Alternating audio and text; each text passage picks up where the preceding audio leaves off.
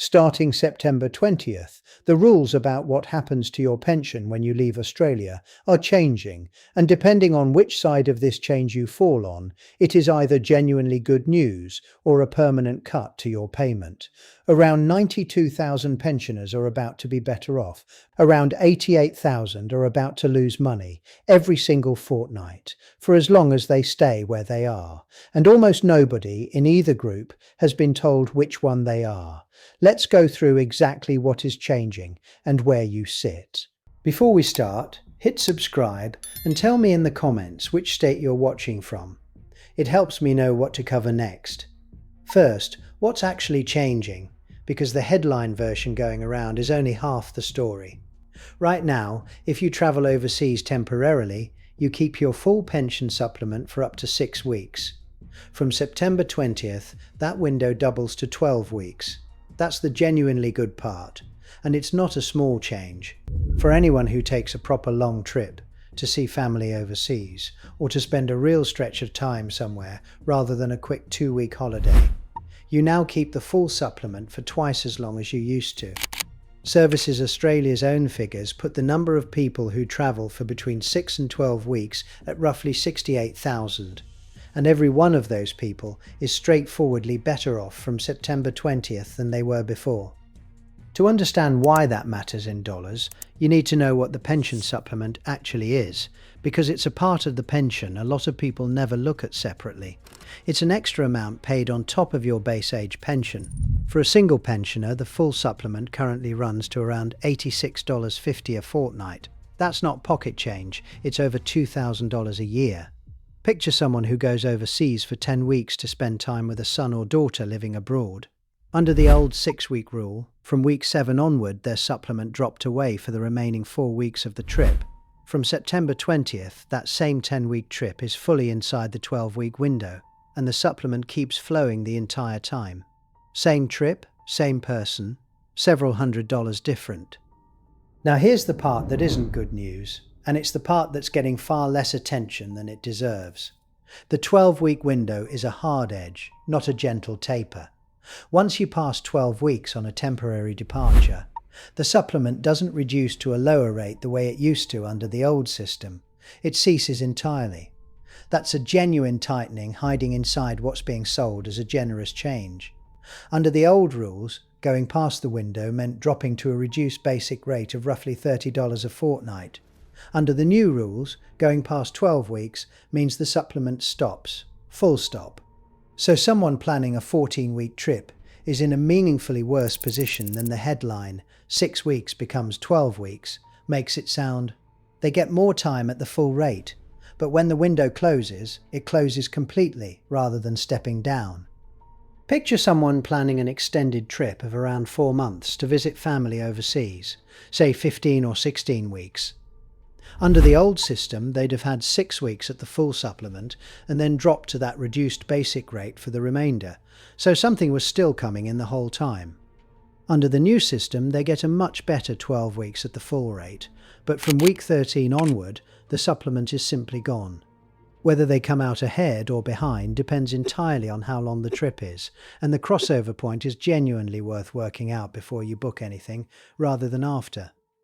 And then there's the group taking the clearest hit. And this is where the honest version of this story really matters. People who live permanently overseas. If you have left Australia to live somewhere else, the pension supplement stops as soon as you go.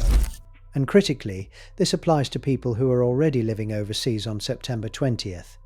This isn't only about future departures. Services Australia's own estimate is that around 88,000 recipients already living permanently overseas will see their pension supplement reduced from that date.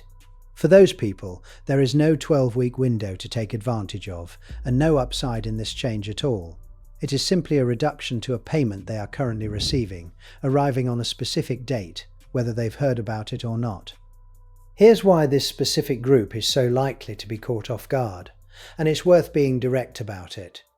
If you're living permanently overseas, you're not seeing Australian news coverage, you're probably not getting Australian mail reliably, and the change lands on a fixed date regardless of whether the message reached you.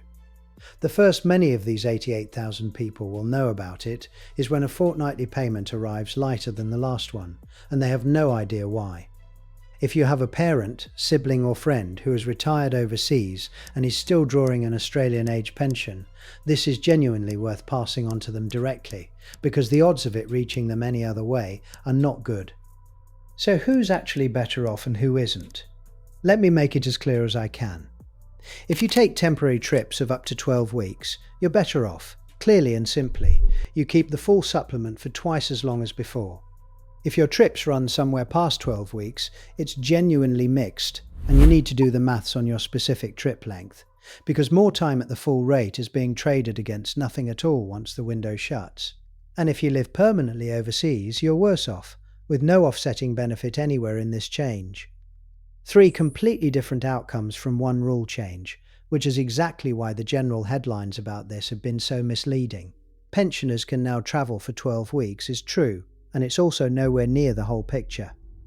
There's one more thing worth being precise about, because it's the distinction the entire change hinges on.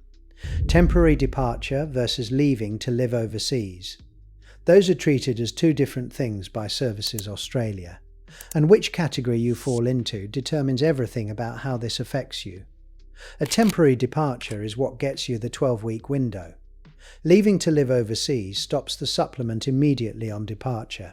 If you're someone whose situation sits in a genuine grey area, you spend long stretches abroad, or you're weighing up a move but haven't formally decided, that classification is not something to guess at or assume. It's worth confirming directly with Services Australia what your own status is recorded as, because being classified one way rather than the other is the difference between keeping the supplement for 12 weeks and losing it the day you fly out. It's also worth knowing how this sits alongside the rest of your pension, because the supplement is not the only thing that changes when you go overseas, and people often conflate the two. The pension supplement is a separate component from your base age pension rate. What we're talking about today is specifically the supplement, not your entire payment disappearing the moment you board a plane. Your base age pension has its own separate set of rules about overseas absences, with its own timeframes and its own conditions, and those rules are not what changed on September 20th. So if you've heard a version of this story that sounded like your pension stops after 12 weeks overseas, that's an overstatement of what's actually happening. It's the supplement component that's affected here. That distinction matters enormously if you're trying to budget a long trip, because the difference between losing an $86 a fortnight supplement and losing your entire fortnightly pension is the difference between an inconvenience and a crisis. Worth getting the specifics of both, separately, from Services Australia before you plan around either. Here's the practical move, and there are really only 3 depending on where you sit. If you've got a trip coming up, check the length against the 12-week line before you finalise anything. A trip of 11 weeks and a trip of 13 weeks are now in genuinely different worlds financially. And if yours is close to the edge, that's worth knowing before booking rather than after. If you're planning a longer stay, work out what the loss of the supplement past week 12 actually costs you across the whole trip, and factor it in as a real expense rather than a surprise. And if you or someone you know already lives overseas on the pension, understand that the reduction is coming on September 20th, whether or not anyone has told you, and plan the household budget around a lighter fortnightly payment from that date. 2 honest notes before you go. First, these figures and dates are current as published by Services Australia, and payment rates and supplements are reviewed and indexed periodically, so confirm the exact current amounts and your own situation directly with Services Australia before relying on them. Second, this is general information, not personal advice. How this affects you depends on your specific residency status, your travel plans and your individual circumstances. And the temporary versus permanent classification in particular is exactly the kind of thing to confirm directly with Services Australia rather than assume. If you've got a trip planned, or you know someone living overseas on the pension, tell me in the comments. It helps me know what to cover next. Take care, and I'll see you in the next one.